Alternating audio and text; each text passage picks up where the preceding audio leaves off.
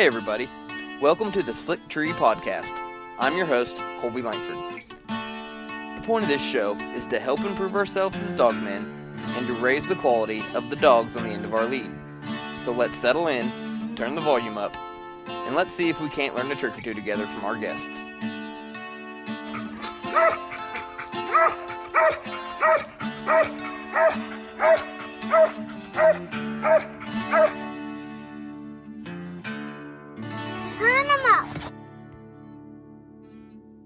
Hey everybody, you are listening to the Slick Tree Podcast. I'm your host, Colby Langford, and today I'm sitting here with my buddy, Kenny Nordyke. How you doing today, Kenny? I'm doing fine, thank you, sir.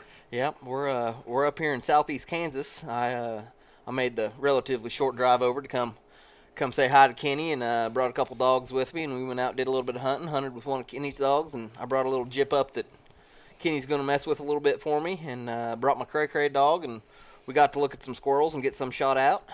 Yep. I had a real enjoyable afternoon. Yep.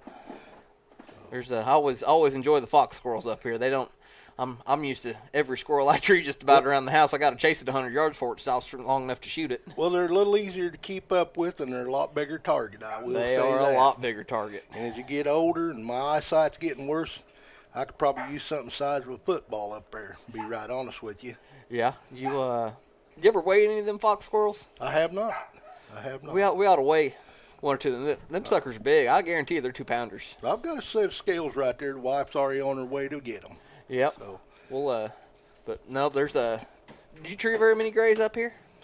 Not very many. I might see 4 or 5 in a year. You know, they're just not that many as compared to the Fox Squirrels. That's mostly what I see around here. A little further south, they start getting more prevalent down that way. Yeah. So. Yeah, we're about the opposite. I got a few more Fox Squirrels, but some of the pecan orchards and stuff I hunt. But most of what I'm chasing after those flighty little grays, and they're fun to hunt. But man, when they're not setting, they're not setting. Right. But, well, I've known Kenny for a pretty good while now. I was trying to think how we even ended up getting mad. I guess it was probably somebody put on a. One of you guys put on a squirrel hunt. I don't know how long ago it's been now. Yeah. But you guys were putting on kind of some buddy style meat hunts. Right. Yeah, we started out. I think actually you and I had met before, but we was hunting over in northeast of me about 20 miles, and we had a little club started over there. We was trying to get going, and it was just a bunch of us guys got together and having a good time. And you came up, you was asking about that squirrel weight. How about 1.955? I was close on the 2-pound mark. You was pretty close. But anyway, we went to that hunt, but prior to that, I'd met you. I'd gotten into this and was wanting a squirrel dog or something I could hunt. I was in an accident years ago, and I'll go into that a little more later. But anyway, I'd met you, and you actually brought a dog up here for me to try, and the stroker dog, and ended up with him and really enjoyed him and had a good time. And that's kind of where I got started with as far as the first dog I ever had that thought he'd go tree his own squirrel. And I played with a lot of them prior to that just didn't make it, and I was kind of getting discouraged. And then I don't remember who told me to get in touch with you, and we got together, and that's how we met.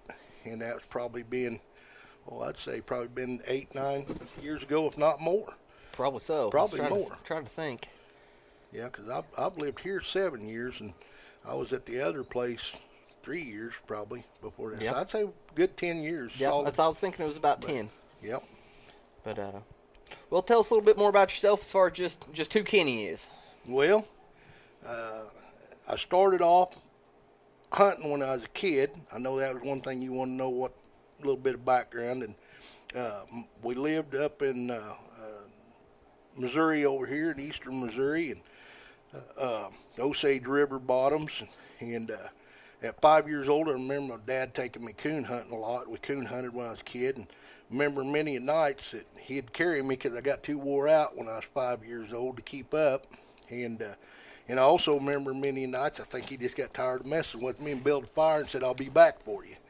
and we'd go listen to hounds, and had what I thought was a pretty nice blue tick hound that done a good job for us. And anyway, we hunted him when I was a kid and just kind of stayed involved in it and everything like that until I got older.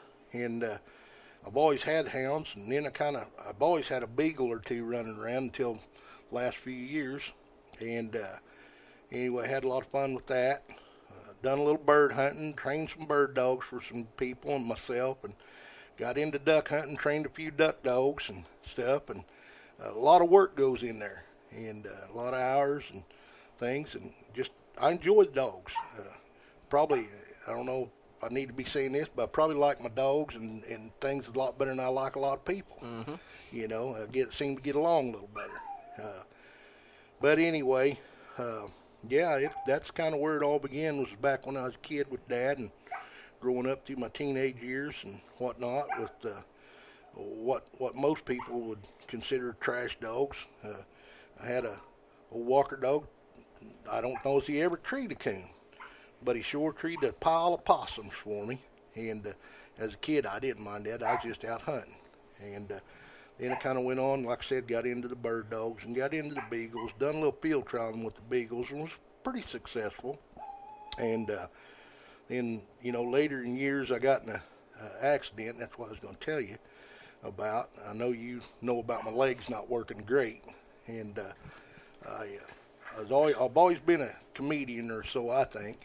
And I got an uncle a little jumpy, to say the least. And I seen him one night at a store, and he had a dog box in the back of a Ford Ranger, and it was so big you couldn't see the back of the cab. And I thought, I'll sneak up on him. I was going coon hunting. I thought, I'll sneak up on him, and I'll slam my fist on top of that dog box, and he'll just fan the daylights out of that steering wheel. And well, the joke was on me. I went to get on that truck, and he was taking off, and I made a jump for the truck, and he caught another gear, and I didn't. And I missed that bumper on that truck and ended up messing up both my legs and took bone fragments and chips out of them. And so my mobility is limited. And, you know, I loved coon hunting and everything, and I hated to give it up, but I realized then, after some operations and stuff, that I just wasn't going to be able to keep up with a good quality dog. So I got talking around, and I was really depressed. And I had a buddy told me, he said, you need to look about getting a cur dog. And he said, go to squirrel hunting and coon hunting. He said, they'll stay with you. And he said, they'll hunt back to you, and you don't have to chase them a mile and a half. And, you know, you ought to get your cur dog. And I said, oh, I ain't going to get no cur dog.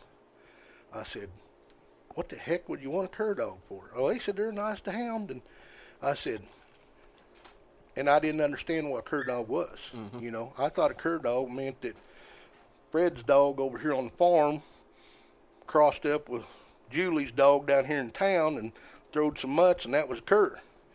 And so that's what I thought a cur was. And I didn't really realize it was a breed.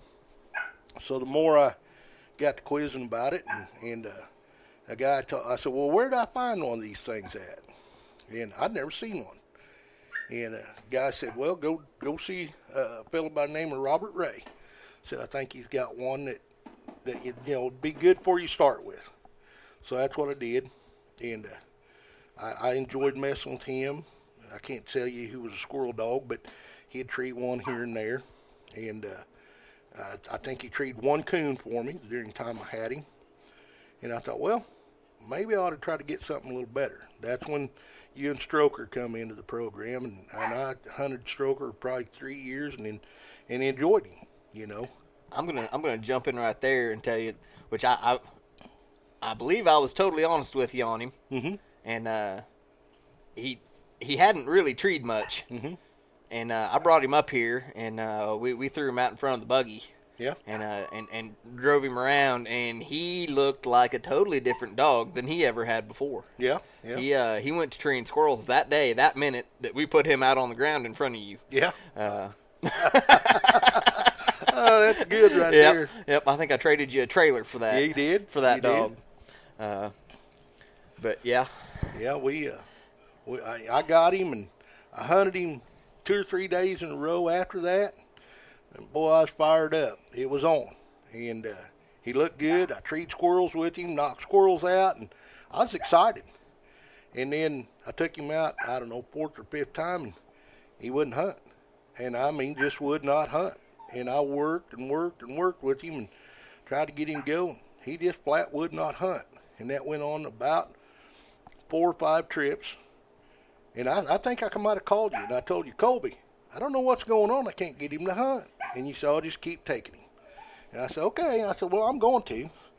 So I don't know. I hunted him several more times, or tried to. And then one day something clicked, and he took off again, and he was just gangbusters from there on. And matter of fact, that hunt that we was talking about over here, the little club hunt, I just had surgery on my first leg that I had surgery on, and I wasn't able to hunt him, but I wanted to put him in that hunt.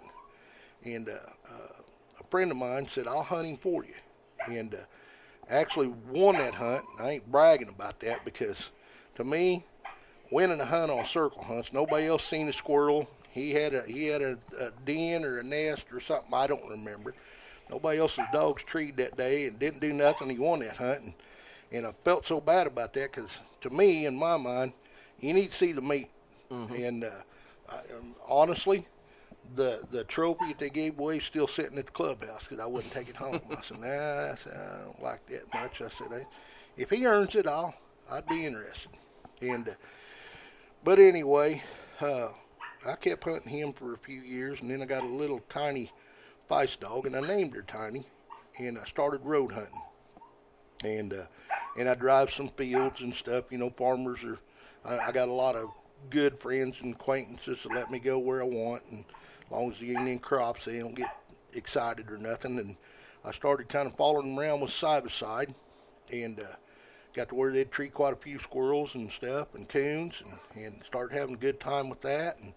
And Tiny was a really nice little dog. She weighed about 20 pounds and quick, and she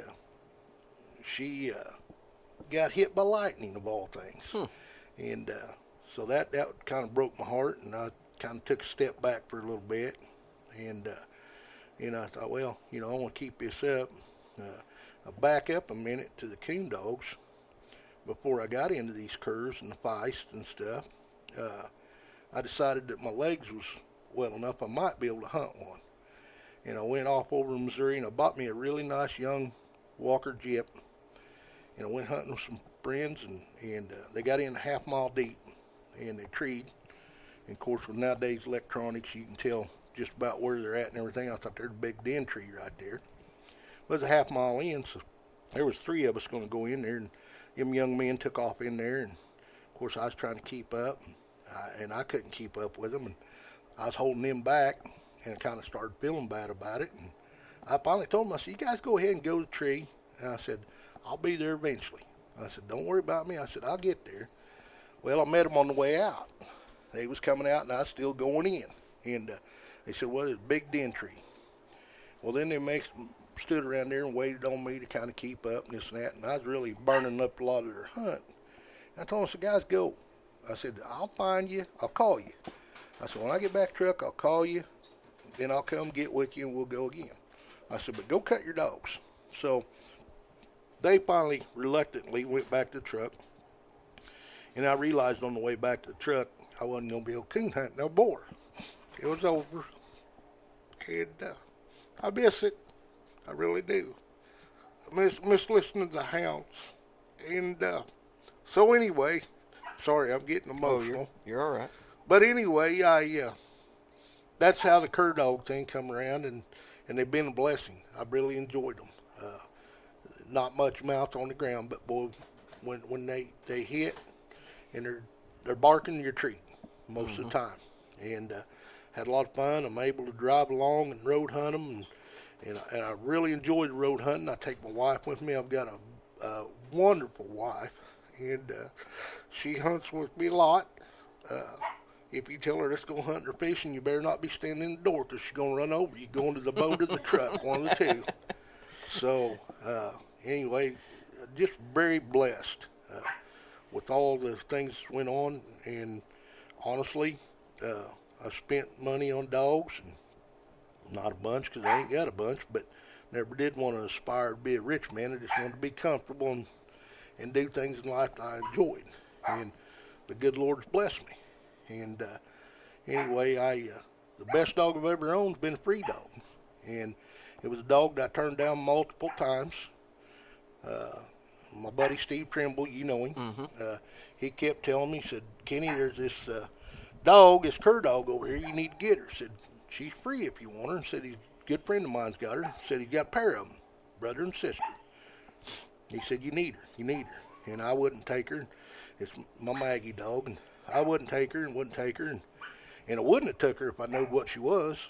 And anyway, he finally was talking to me one night on the phone and trying to get me to go get this dog or take this dog. And my wife was, and I had her on speakerphone, she could hear it. And my wife said, oh, what's one more dog? Well, now I had like 8 dogs at the time. I thought, one more dog is way too many, 7 more than I need probably. So anyway, I said, all right. I said, I'll take her, give her a chance. So he brought her, and I started hunting her, and she'd treat a few squirrels here and there, and the more I hunted her, the better she got. And the better she got, the more I enjoyed it. And then she got the handle on her, and I can just whistle at her or holler at her, and she'll turn and come to me. Or if I don't want her to go to the west, I can holler at her and send her east and follow her with my little side-by-side. And I couldn't tell you. I don't think that side-by-side or maybe my small pickup would hold everything I've treated with her in the last 5 or 6 years. She's getting a little age on her now, but she sure had been an enjoyable dog. But, yeah, if it wouldn't been for Steve Trimble, I certainly wouldn't have had her. And everybody in the country talked about wanting to raise pups out of her and this and that. I said, no, we ain't going to do that. I said, she's fixed. She's been spaded, house broke, crate trained, rides in the back seat of vehicles, and everything. And it's just a nice lap dog. Matter of fact, she's laying right over here after the day's hunt in my recliner.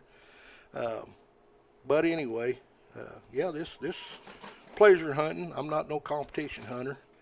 What kind of dog is she? Well, she's half cur, and here's the part I wouldn't have took. She's half Patterdale. Yeah. And she looks like a little brown feist, and you never really see the Patterdale side in her until she gets into it with a coon. And if she gets on a coon, you'll see them big old brown eyes just roll back, and she locks down, and it's game on. And it ain't over till it's over. But, I would have passed her up just because of that. I never thought she'd be a squirrel dog, and my gosh, what a dog she is. She looked just fine today. She ran in there.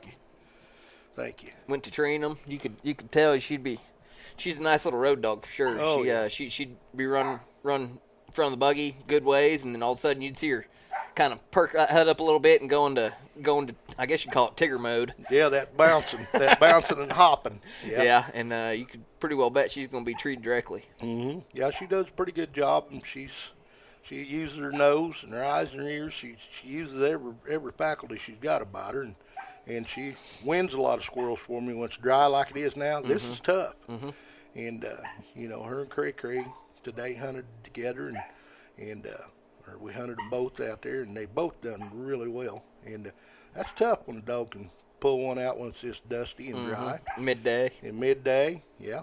And so a lot of fun. But I've got some more prospects coming on, and I got one that you're going to hunt for me for a while, and I'm going to work on yours and see if I can get you a road hunting dog, and you can see if I've got something that'll make a competition dog. And now I just got to find me a competition hunter that knows what they're doing, because I certainly don't. Yeah, that's right. Yeah. Well, what other dogs you got out here? Tell us about what kind of dogs you're hunting. Well, I got a little Mullen Spice that belongs to the wife, and my wife's got a heart as big as a house. And anytime she sees a dog that ain't treated right or something, they come here. They got the life of Riley. You can see that from them laying around on the couches and pet door, and they come in and out and whatnot. And anyway, had a gentleman call me one night, and he said, hey, I got a squirrel dog up here you need. And I said, no. I said, I got 8 or 9 now. I said, no squirrel dogs but one. I said, a lot of prospects. I said, I don't think I need another one. And he said, well, I got a little yellow female up here. He said, the gentleman owned her, said she's just 6 months old and so, and said he was involved in a motorcycle accident and is no longer with us. And he said his brother don't want to keep her, dad can't keep her, so he said he'll give her away. And he said she's pretty timid. I said, well, I don't need her. And of course the wife said, oh, nobody wants her. Let's go get her. So we went and got her. And for about 6 months, she was like a coyote. I couldn't touch her. I couldn't get around her. She loved the wife after just a short period of time. And I think I told you I come in one morning, was going to put her outside, and she was laying on the couch, and I went over and she was scared. She wasn't mean. She was scared, and I just reached down to pick her up, and she bit me. And so that's kind of the way she was. Well, now she's all over me, and she's 3 years old, and she just runs like the thunder and does a good job, makes a lot of trees. Not the best tree dog I've ever owned, but she's getting there. She'll make it, and let's put it that way. And so I got her, and she's an original Mullins bred female. And I talked to Mr. Mullins one night for a good hour on the phone. Just the nicest guys you'd ever want to meet. Mm-hmm. And told him, about her and this and that and what to expect. And he told me how he got to where he was at with them and this and that. And so I enjoyed that. And then I've also got some little feist dogs that I come up with. And I don't know, they're probably around 15 to 18 pounds. They're little. And I've got one that we raised from a pup. It was an accidental cross, and I got him and his sister. And his sister's my lap dog, and she'll tree the daylights out of squirrels, hunting out that buggy and sight treeing and stuff. Just a lot of fun to play with. And but now he'll flat go hunting. He's quick and everything, and so got him, and recently bought a dog out of Arkansas. A buddy of mine brought him up here, and we went hunting, and I don't think he'd been hunted that much. I know he'd been in the starting pen. And the dog really looked good for his age. He's 10 months old, and he went with Maggie and went with my buddy's hound, and we treed squirrels, and he got off by himself quite a bit, which pretty well impressed me that he would get off by himself. And he pretty soon he was treed, and we got down there, and sure enough, he had the squirrel. And I told my buddy, I said, don't get rid of that dog. I said, that's something I think is going to be special. And I said, as big a motor as he's got, and he's got a really nice mouth and his size, I said, he might make a competition dog. I said, I don't know nothing about that competition hunting, but if I know anything at all, I think he might fit the ticket. So we talked about it. No, he wasn't going to ever get rid of him. Well, within 4 hours, he decided that maybe he might get rid of him. And I was afraid that he was going to sell him to another buddy of mine. And I thought, man, they just ain't going to do this dog no justice, Nothing against the guys at all. But you got to stick with them dogs long enough to give them an opportunity. Mm-hmm. And so I finally told him, I said, why don't you just sell me that dog? He said, why don't you just go in partners with me on him? I said, no. I said, I don't like co-owning nothing. I said, that never turns out good that I know of. I said, maybe it does, but I said, to me, look like somebody'd be upset. And I said, there ain't never been a dog made that's worth friendship. So I said, I'm out on that. So, again, my wife, she was out there listening to all that, and she stomped her foot. And she said, no more dogs. And I laughed, and I said, oh, well, we'll see how that goes for you. And she laughed, Well, we come back in the house, and I no more got in the house, and the first thing out of her mouth was, what do you think he'd have to buy that dog? I said, it'd be more than I want to spend right now. I said, I got too much other stuff going on. She said, well, I think you need to look about it. So I called him. I said, what do you take for that dog? And he told me. I said, well, I think I'll just buy him. Now, when he comes here and he earns his keep, he'll die here of old age. Unless something freak accident would happen. I don't get rid of very many, and if I do, most time I give them away. Young kids want something. If I got something that might chase a squirrel or might chase a house cat or something that I don't think is what I want, most time I'll just give them away. And so I bought the dog, but he's a nice dog, and he's got some pretty impressive bloodline behind him, and got a big motor and big mouth and nice tree dog. He's loud.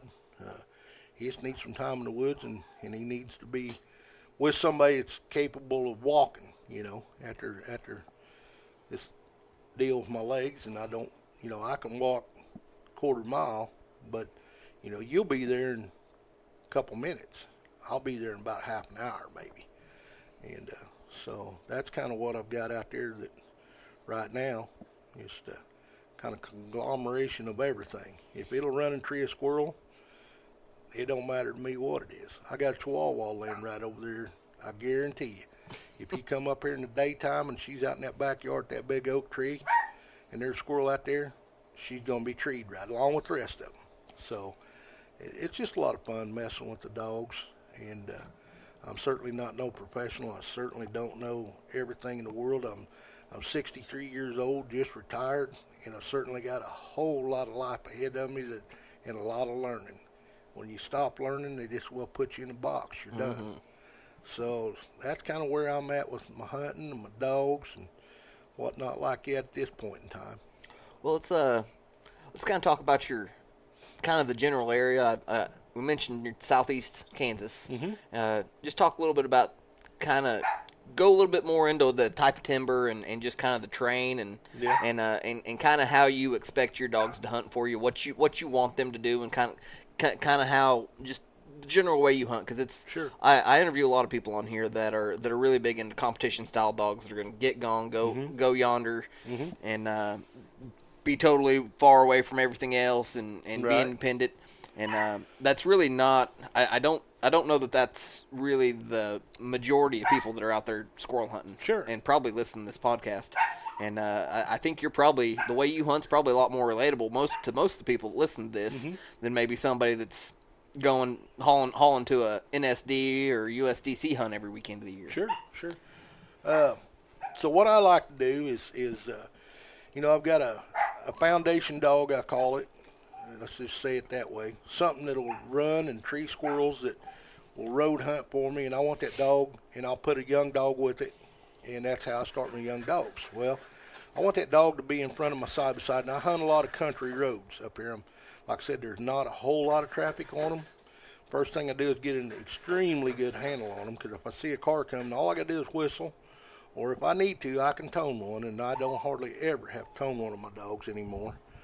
I can whistle and open the door on the side-by-side and tell them load up, and they'll be in there sitting until somebody clears the road, and then I can drop them again and go again. And I like to hunt a lot of hedgerows and fence lines on them roads, and that way I can kind of move up and down them roads fairly quickly, and then, like I said before, I've got a lot of good friends that's got farm ground, and they let me hunt. And like today, we drove around the edge of bean fields. I don't have those great big timbers like the land between the lakes. I don't have that, but I've got some oak timbers that are,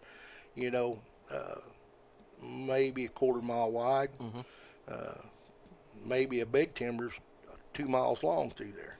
But it'll have bean fields or corn stubble all the way around the outside, waterways and stuff like that. And I just drive the edge of those fields as long, like I said earlier, as long as we ain't got no crops. All my farmers are very good about letting me hunt, and whether it be coon hunting or squirrel hunting, I expect my dogs to kind of be out there.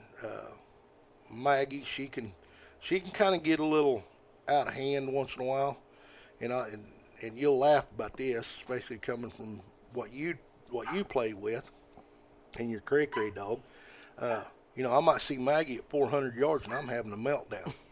She's way too far out. Hey, I think your Maggie dog hunted farther than Cray did today. So, yeah, she's capable of doing that if you just let her go. Yeah. And I got a good buddy one day. We hunted all day, and I told him, I said, I'm just going to let Maggie go today, and so be ready. And I seen her at 4 and 5 and 600 yards, and just, to me, that's good, but not for me because I can't get to her, and she'll stay treed forever.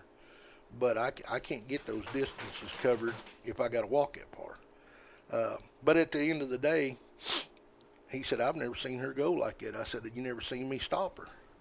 I said, I normally stop her and just holler at her or whatnot. I said, I don't want them over about 200 yards. If they get 200 yards, I'm fine. If they're 75 yards, I'm tickled. And, so my dogs normally range, I like them in there between 75 and 200 yards. And occasionally they'll get wider. And but, I think we seen Maggie at 150 or 60 yards today. And but I want them fairly close, so I got an opportunity to get to them. And like I said, I usually drive to them with my side-by-side and then get out and walk to them the last 50 or 60 yards, whatever it takes to get there.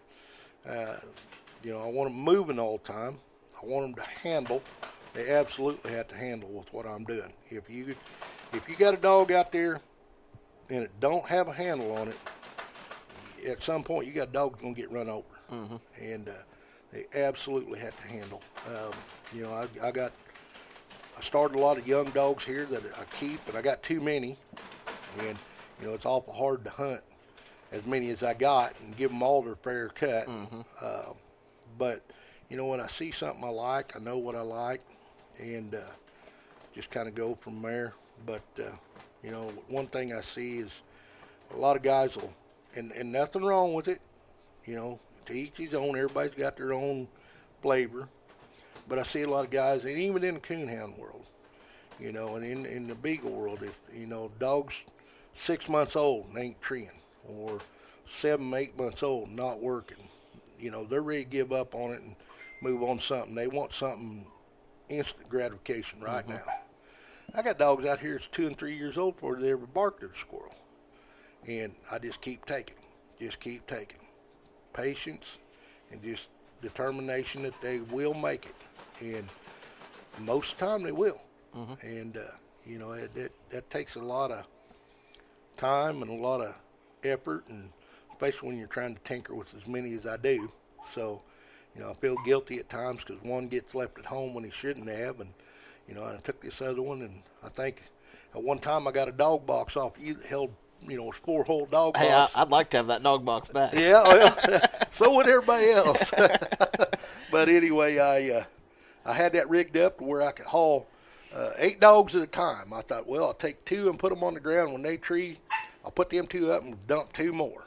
And found out real quick that's a lot of work. Mm-hmm. And it wasn't. It sounded good in theory, but at the end of the day, I was just totally done with that. But anyway, yeah, just like I said, just the patience and enjoying the dogs and enjoying the time in the woods. And I've met some amazing people, whether I met them in person or met them on the internet talking back and forth, and we Facebook and chatting this and that. And there's just some really nice guys that are into the squirrel hunting, and very few guys, I think, squirrel hunt like I do. I'm not going to go win world hunts. I'd like to think maybe I got something that could someday. Just so I can say, well, I owned one of them at one time. But if I don't, I'm satisfied with that too. But I guarantee you, I've never been that I can remember where I didn't bring home some meat at the end of the day. Mm-hmm. And, they're, like I said, most of my dogs, somebody didn't want them, or they was abused or something to that effect. And I've got some that I paid some money for, but not many. And just take them out and just be determined to persevere. So, yeah. Anyway. It is some nice hunting up here. There's really it's conducive to being a game-rich environment just because there's so much food. I mean, it's just like everybody knows Kansas for bucks, mm-hmm. and it's a reason for that too. Is there's food everywhere. Yeah.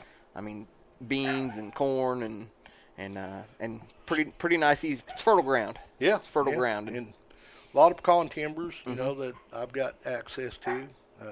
Starting to see a few of the farmers coming back to milo fields this year and last year, and so that's a good thing. And you're right, we do have a lot of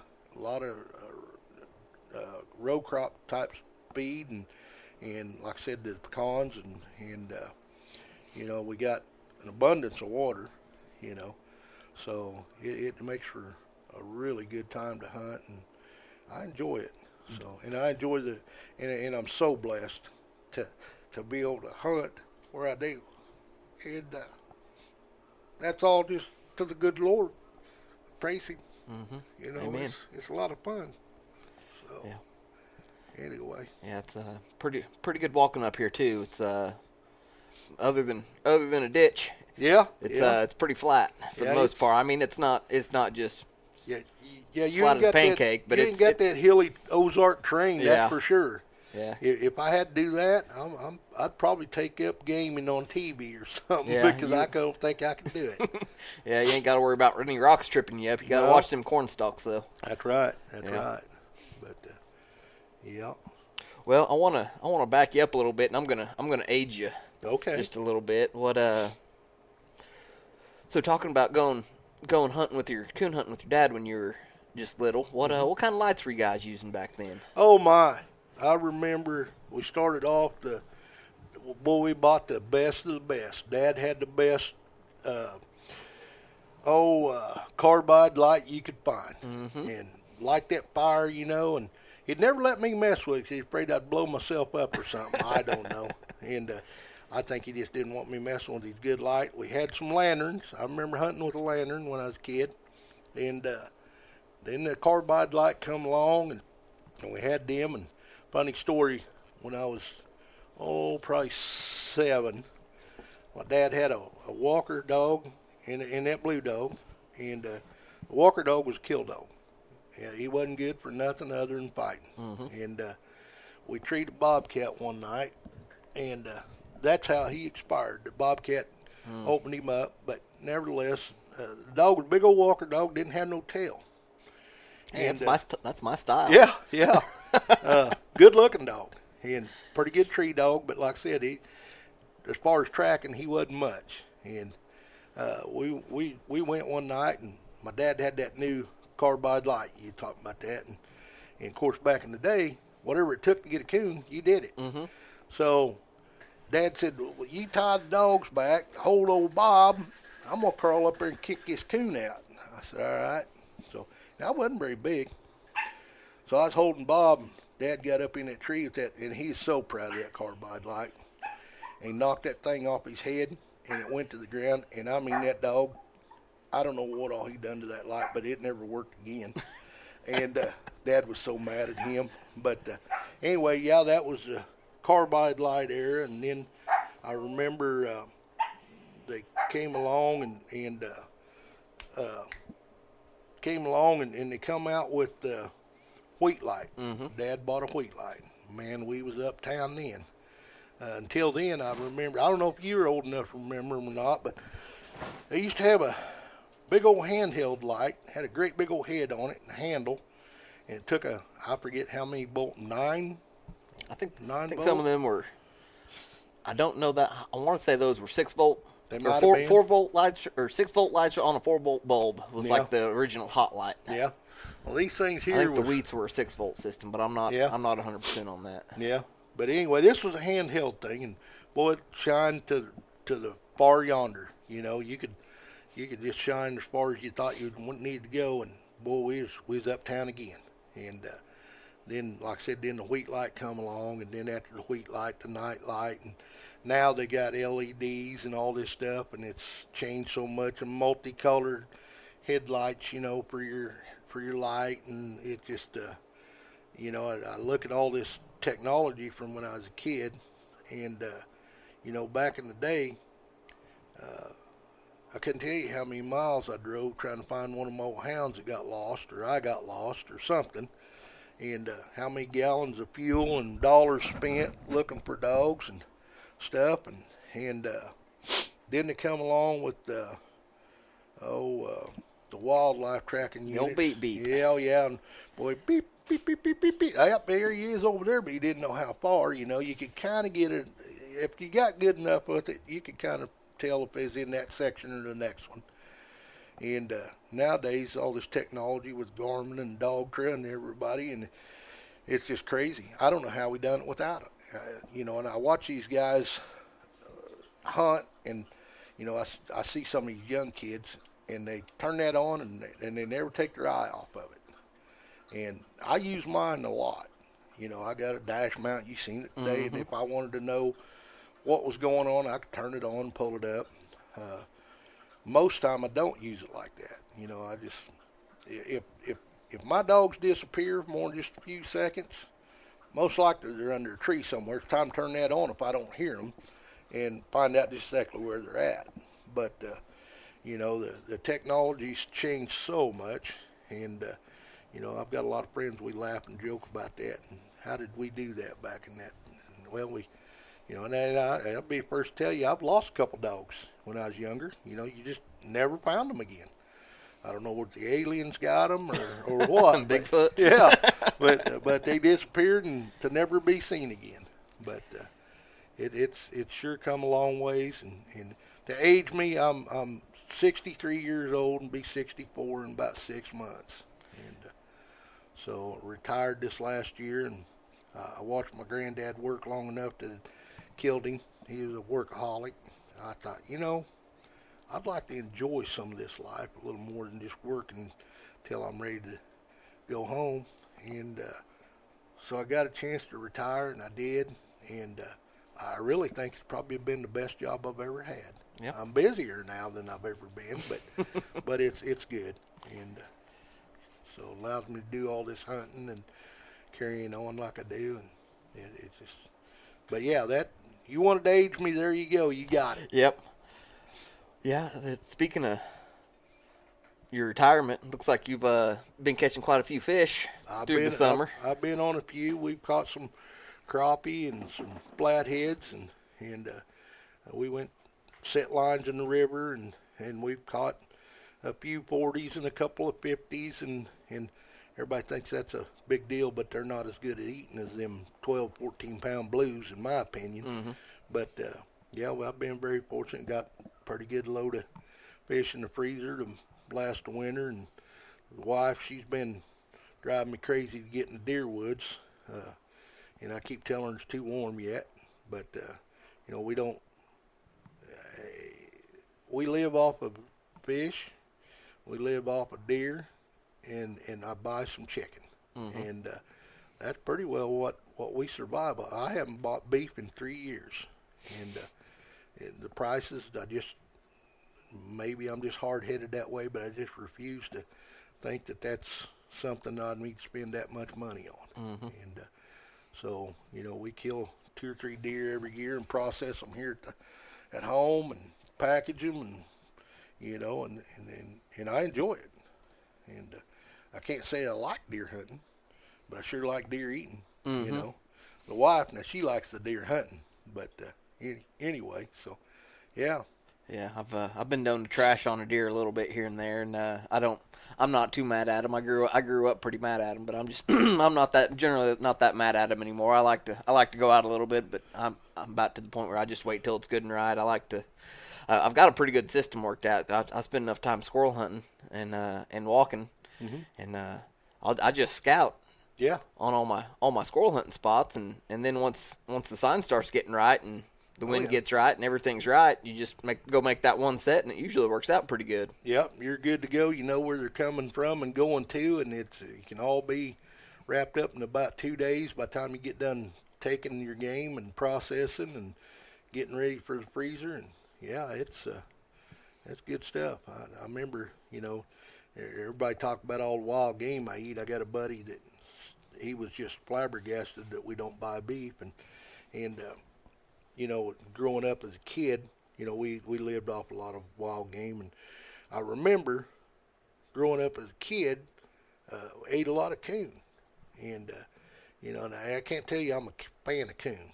Well, how would they fix it for you? Well, Dad put it in a crock pot, Yeah. And he'd crock pot it, and then he'd strip the meat, and then he'd put barbecue sauce in it, and we'd make barbecued sandwiches and things like that. But I just I grew up thinking that we ate them, because Dad liked them. Well, as I got older, I realized that we didn't eat them because we liked them. We ate them because that's just how poor we was. We didn't have nothing else to eat, and we lived off of wild game. And so looking back, and I look today and how fortunate I am today and how far we've come, and thank goodness I don't have to eat coon no more. But, Yeah. Well, tell me about your bird dogs you had a little bit. Well, I got into bird dogs when I was just a kid. First dog I ever had was a little Brittany Spaniel, and I don't know if that dog ever pointed a quail, but sure pointed every tortoise that there was out there in the field.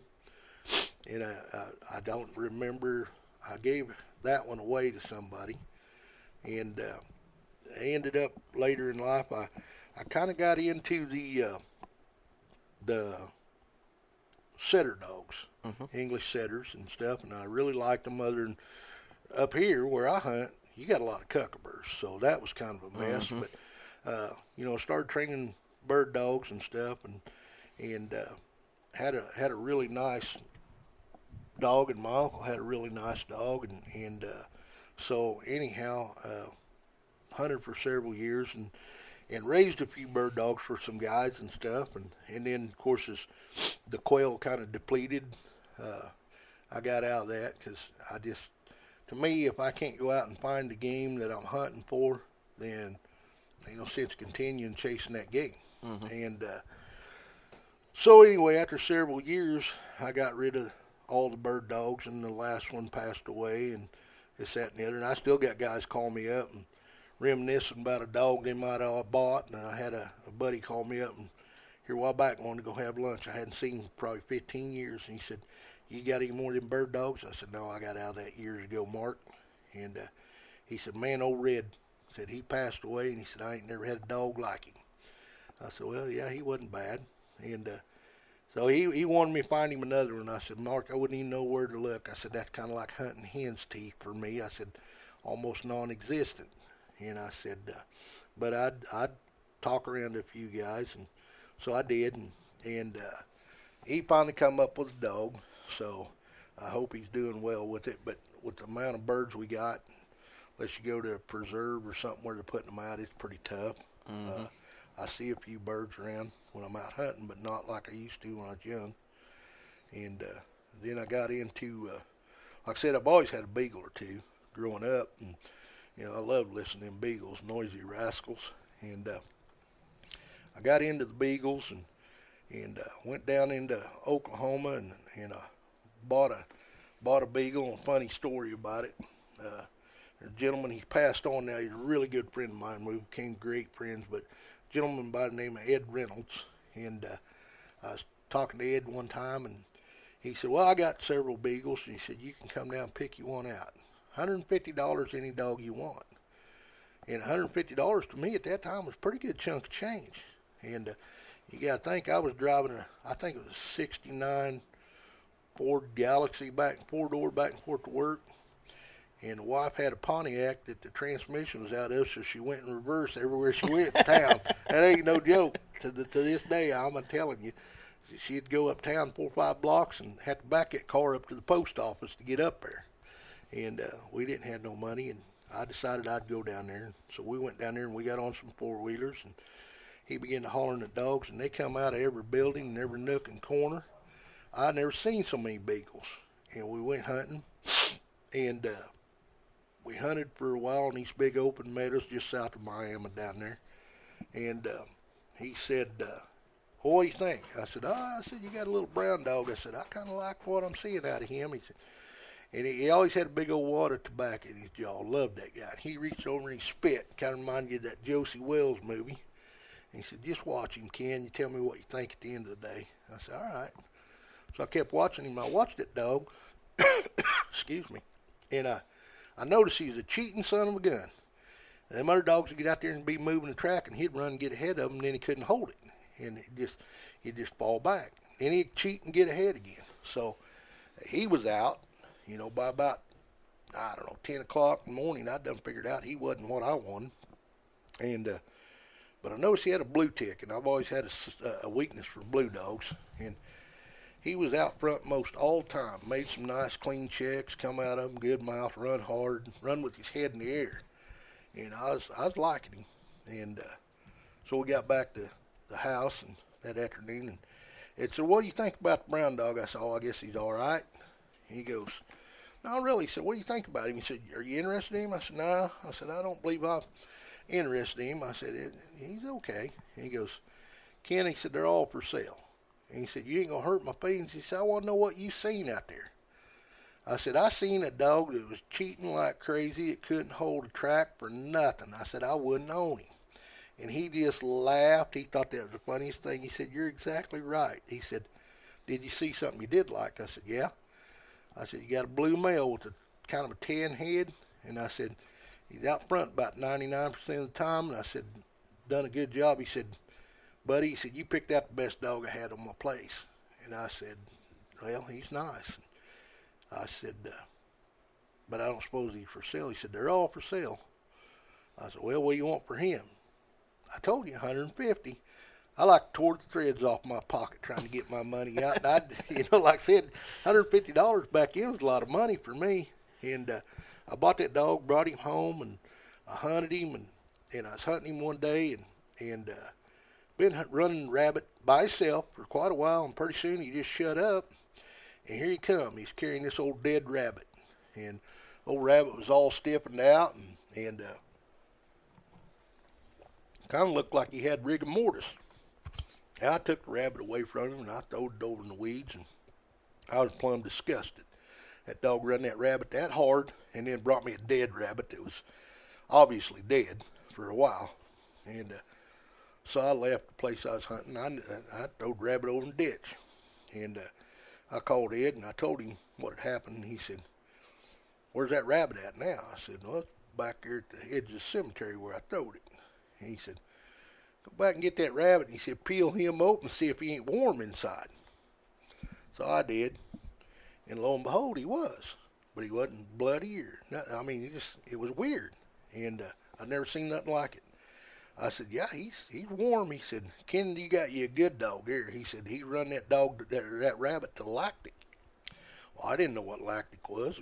I guess when they run enough, their little heart gets going enough, and they build up lactic acid, and they just stretch out and die, and they're stiffer than a board.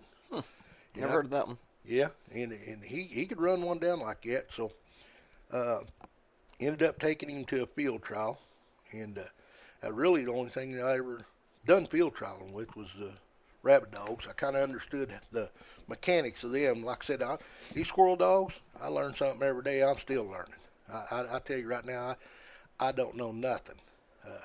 But anyway, I took him to his first hunt, and at the end of the day, I ran against a female, and in the final round, and got done, and I seen him cheat one place. He come into a briar patch and run out to a different direction, and no rabbit, and just bugling all the way like he's burning it up.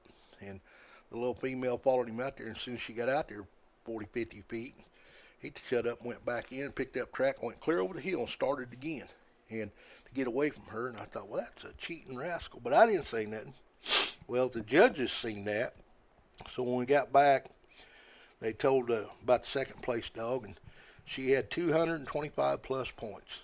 Well, I'm beat, And they said, and Kenny's dog said, Kenny said, your dog's got 25 minus points and 450 plus points. And I won that hunt with that dog. $150 dog, not registered. Had to register him and everything in the ARHA, I believe it was, and I don't know what all.